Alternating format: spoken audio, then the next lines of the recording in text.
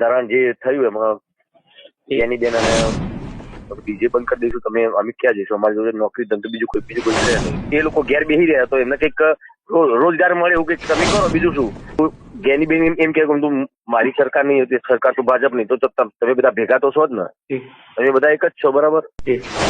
Stage ઉપર બધા ભાજપ હોય કોંગ્રેસ બધા તમે બધા જોડી બેસો બરાબર. નહીં મળતું તો એમને બધું બંધ થઈ ગયું, એમને રોજગાર તમે આપો. બીજું એવું કે જરૂર નથી કે 27 આવે છે એટલા માટે હું આ બધી હાજરી આપું છું, કઈ છે નહીં બરાબર, ભરી નહીં શકતા એટલા માટે તમે આ ટ્રસ્ટ ચાલુ કર્યું છે.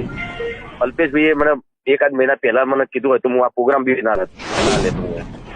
દારૂનું વ્યસન કરતો હોય, સિગરેટ પીતો, બીડી પીતો હોય એવું કોઈ બી સીન બી નથી કર્યું મેં.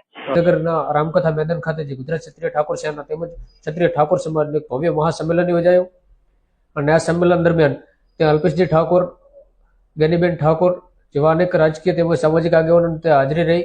કલાકારોમાં કીર્તિદાનભાઈ ગઢવી, વિક્રમભાઈ ઠાકોર સુપરસ્ટાર જેઓની પણ ત્યાં હાજરી રહી. અને આ દરમિયાન ત્યાં ઠાકોર સમાજે એક શિક્ષણ અને રોજગારીના મુદ્દાની ચર્ચા કરવામાં આવી. આ ગુજરાતના ઇતિહાસમાં પ્રથમવાર બન્યું કે રાત્રિના 3 વાગે એક સંમેલન યોજાયું છે, ગુજરાતના ઇતિહાસમાં પ્રથમ વખત બન્યું. ત્યારે તે દરમિયાન વિક્રમજી ઠાકોરે જ્ઞાનીબેન ઠાકોરને કહ્યું કે જે ડીજેનો બંધારણમાં જે ડીજેનો મુદ્દાનો ઉલ્લેખ કર્યો હતો, આ મુદ્દાને લઈ વિક્રમ ઠાકોરે કહ્યું કે ડીજે બાબતે પણ જ્ઞાનીબેનને કહ્યું કે વિચારજો, અને આ બાબતે જ્ઞાનીબેને નિવેદન પણ આપ્યું. અને ત્યારબાદ આજે ફરીથી આ જ વિષય પર ચર્ચા કરવા માટે અત્યારે આપણી સાથે ઓનલાઈન પર લાઈવ વિક્રમજી ઠાકોર, અત્યારે સુપરસ્ટાર વિક્રમજી ઠાકોર અત્યારે આપણી સાથે ઓનલાઈન પર લાઈવ જોડાય છે. વધુ વાત વિક્રમભાઈ ઠાકોર સાથે કરીશ. ઉત્તર ગુજરાતમાં જે બંધારણ જે થયું એમાં એની બેન અને દરેક પક્ષના બધા નેતાઓ અને આગેવાનો ભેગા થઈને જ નક્કી કર્યું હતું કે ભાઈ આ ડીજે નું જે છે કે ભાઈ ડીજે બંધ કરી દેવા જોઈએ એમ સમાજમાં. તો એના પછી ઘણા બધા ડીજે વાળાના મારા પર ફોન આવ્યા હતા અને ત્યાં વિરોધ બી થયો હતો. તો તમે સોશિયલ મીડિયામાં જોયો છે મારી સરખી.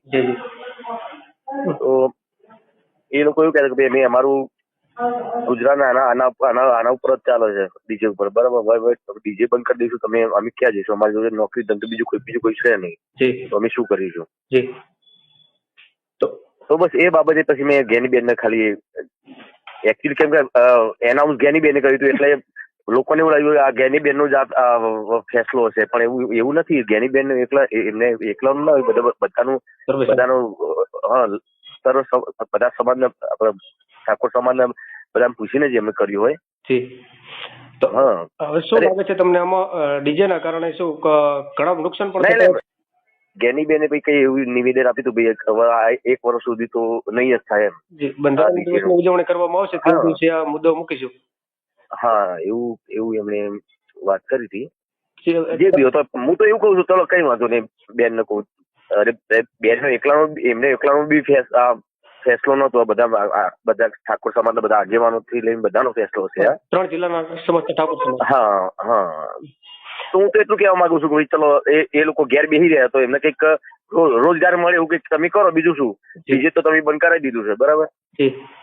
એમને કંઈક રોજગાર મળે એવું કંઈક કરો. બીજું તો શું કહીએ આપણે. હવે તમારી દ્રષ્ટિએ તમે શું માનો છો, ડીજે ચાલુ રાખવામાં આવે તો ડીજે સમય રાખવામાં? એકચ્યુઅલી ડીજે 2 પ્રકારના હોય છે. એક ડીજે એવું હોય છે જે ડીજેમાં જે સ્પીકર ને બધું ટ્રકમાં ભરેલું હોય છે અને બધા એમાં રિધમ વગાડતા બી હોય છે અને ગાતા બી હોય છે. જે આપણા પ્રોગ્રામમાં એક જગ્યા ઉપર હોય છે એવી રીતે આ ડીજે એવું હોય છે કે બધામાં સ્પીકર નું બધું ટ્રકમાં રાખેલું હોય ને બધા વગાડતા હોય અને ગાતા હોય. એક એવું ડીજે હોય છે. અને ડિજિટલ ડીજે એવું હોય છે જે બહુ વધારે પડતો એનો અવાજ હોય છે, જેમાં કોઈ કલાકાર નહીં હોતો. એ પ્રકારના બે ડીજે હોય છે. પણ મારો કહેવાનો મતલબ એક જ છે કે ભાઈ આમાં જે ડીજેમાં જે કામ કરે છે, જે પેલું ડીજે છે આપણે જે સામાન્ય સ્પીકરમાં કામ કરતા હોય, એ લોકોનો તો રોજગાર છીનવાઈ ગયો છે ને. તો એના માટે તમે ચલો ડીજે બંધ કરો કશું વાંધો, તો એનો તમે સરકારમાં છો તમે બરાબર. એવું જ્ઞાનીબેન એમ કે તું મારી સરકાર નહીં હતી, સરકાર તો ભાજપ નહીં, તો તમે બધા ભેગા તો છો જ ને, તમે બધા એક જ છો બરાબર. ભાજપ સરકાર તમે સ્ટેજ ઉપર બધા ભાજપ હોય કોંગ્રેસ બધા તમે બધા જોડી બેસો બરાબર. તો તમે સરકારને તમે રિક્વેસ્ટ કરો તમે ચલો કે એમને રોજગાર નહીં મળતો તો એમને બધું બંધ થઈ ગયું, એમને રોજગાર તમે આપો, બીજું તો શું કહીએ આપણે. હવે ક્યાંક ને ક્યાંક વિક્રમભાઈ આપ અંબાજી ખાતે આવ્યા, ત્યાં પણ એક સંકેત આપ્યા ચૂંટણી બાબતે, તો હવે શું લાગે છે આપ સમાજના પ્રોગ્રામો પણ હાજરી આપી રહ્યા છો તમારા કામ મૂકીને? સમાજ સેવા, સમાજના કોઈ બી સમાજ હોય કે ક્ષત્રિય સમાજનું બી કોઈ બી સંમેલન તો પહેલા બી એવું કે જરૂર નથી કે 27 આવે છે એટલા માટે હું આ બધી હાજરી આપું છું, કઈ છે નહીં, બરાબર. ઘણા લોકો મને મીડિયા વાળા બધા પૂછતા કે 27 આવે છે એટલે તમે રીતે બધી જગ્યાએ તમે જશો, એવું નહીં. કોઈ પણ સમયે કોઈ પણ દિવસે આવું કોઈ સંમેલન હોય તો હું હંમેશા જઉં છું. એ પછી કોઈ પક્ષનું હોય, મને મીડિયા વાળા એવું બી પૂછ્યું કે ભાઈ અત્યારે આ સંમેલન થયું, ભાઈ અલ્પેશભાઈએ કર્યું, બરાબર, તો એ રાજકીય અત્યારે 27 આવે એટલા માટે કર્યું છે કે શું છે? તો મેં એમ જ કીધું કોઈ એવું હું નથી માનતો. હું એવું માનું છું કે ભાઈ અમારા સમાજનું એક સંકુલન બને છે, બરાબર. શિક્ષણ માટેનું એક ધામ બને છે, સરસ્વતી ધામ, બરાબર. હું તો ફક્ત એટલા માટે જ ગયો હતો. રાજકીય હોય તો એ એમના માટે હોય, મારા માટે રાજકીય નથી, મારા માટે સમાજ છે. સમાજ. અને આપે ખાસ કરીને એક સારું કામ પણ છે, સારું પ્રવૃત્તિ પણ કરી છે, જે આપનો એક ટ્રસ્ટ ચાલુ કર્યો છે. ટ્રસ્ટ વિશેની પણ માહિતી આપી દેશો? કેમ કે મેં ચાલુ કર્યું છે એનું ઓનલાઈન ભણતર બી અમે ચાલુ કરી દીધું છે, જેમાં 50 બાળકોને ભણાવવાનું જે ફ્રીમાં અત્યારથી એવું ચાલુ કરીશું ઓનલાઈન.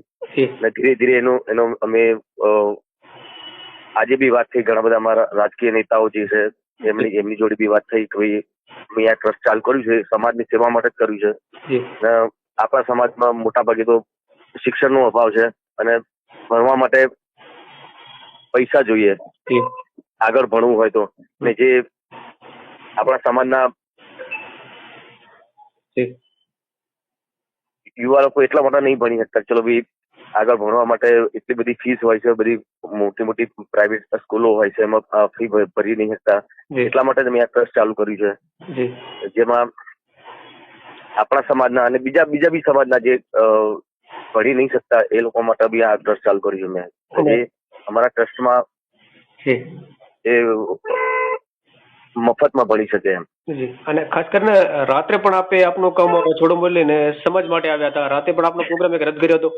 હા, પ્રોગ્રામ રદ નતો કર્યો મેં, પણ મેં પ્રોગ્રામ એકચ્યુઅલી કેવું પ્રોગ્રામ હોય તો તમને ખબર છે કે ભાઈ પ્રોગ્રામ બહુ 4 થી 5 વાગી જાય. આપણા પ્રોગ્રામ ચાલુ કરીએ તો આપણો 4-5 વાગી જ જાય. પણ મેં આપણા સમાજનો પ્રોગ્રામ હતો તો મેં એમને રિક્વેસ્ટ કરી કે ભાઈ જો મારા આવી રીતે અલ્પેશભાઈનું આવું બહુ સારું આયોજન છે, સમાજ માટેનું છે, તો મારે ત્યાં જવું પડશે, એટલે પ્લીઝ ભાઈ તમે. એટલે કદાચ મને અલ્પેશભાઈએ મને 1-8 મહિના પહેલા મને કીધું હોય તો હું આ પ્રોગ્રામ બી ના લેતો હું. પણ અલ્પેશભાઈ મને વાત નથી કરી. એટલે એમણે ઘણી જગ્યાએ હું સંમેલનમાં જઈએ તો અલ્પેશભાઈ બી જોડે હતા, તો એમણે એવું કીધું આ જાહેર આમંત્રણ છે, આમાં કોઈ પર્સનલી કોઈને કહેવાનું ના હોય. એ બી એમની વસ્તુ સાચી છે, પણ મારે કેવું મારે 2-3 મહિના પહેલા પ્રોગ્રામ બધા બુક થઈ જતા હોય છે. તો એટલા માટે પછી મેં પ્રોગ્રામ વાળા જે હતા આપણા ઠાકોર સમાજના હતા, એમને મેં રિક્વેસ્ટ કરી મારા રીતે ગાંધીનગરમાં આવું સંમેલન છે ઠાકોર સમાજનું, અલ્પેશભાઈએ બહુ સારું સંમેલન કર્યું છે, મારે જવું પડે એવું છે, પ્લીઝ મને વહેલા છોડી દેજો. તો એ લોકો કાલે હું ગયો તો સરતાનભાઈ છે ને જે શંકરભાઈના જોડે જ કામ કરે છે, એમના ત્યાં એમના મંદિરનો પ્રસંગ હતો ચામુંડ માતાનો, ત્યાં હું કાલે જ ગયો હતો સવારે. ત્યાં હું ગયો હતો અને ત્યાં એમની જોડે મુલાકાત બી થઈ હતી. તો એ પણ આમાં કેવું બધા જોડે સંબંધ મારા સારા છે, બરાબર. શંકરભાઈ હોય, સરતાનભાઈ હોય, અને એ તો કેવી વસ્તુ આપડે સામાજિક રીતે મારું તો કેટલા વાગે સવારે 7 વાગે ઉઠીને ત્યાં ગયો હતો, ત્યાં જઈને રાત્રે 8 વાગે ઘેર આવ્યો, ઘેર આવીને પાછું ફટાફટ તૈયાર થઈને પાછો પ્રોગ્રામમાં ગયો, પ્રોગ્રામમાંથી બી સીધો પાછો સંમેલનમાં ગયો. તો 24 કલાક હું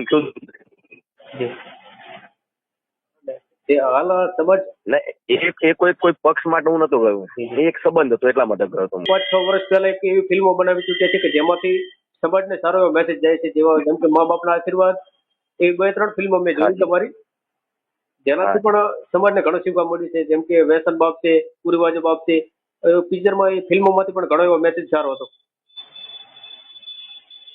હાજી, મારી કોઈ બી ફિલ્મ હોય એમાં સમાજનો કોઈ પણ સમાજનો ખોટો મેસેજ આવ્યો એવું મેં ક્યારે મેં, જેમ કે મારી કોઈ પિક્ચર હોય કે કોઈ આલ્બમ હોય એવું કોઈ મેં કદી, કે મેં દારૂનું વ્યસન કરતો હોય કે સિગરેટ પીતો, બીડી પીતો હોય એવું કોઈ બી સીન બી નથી કર્યું મેં.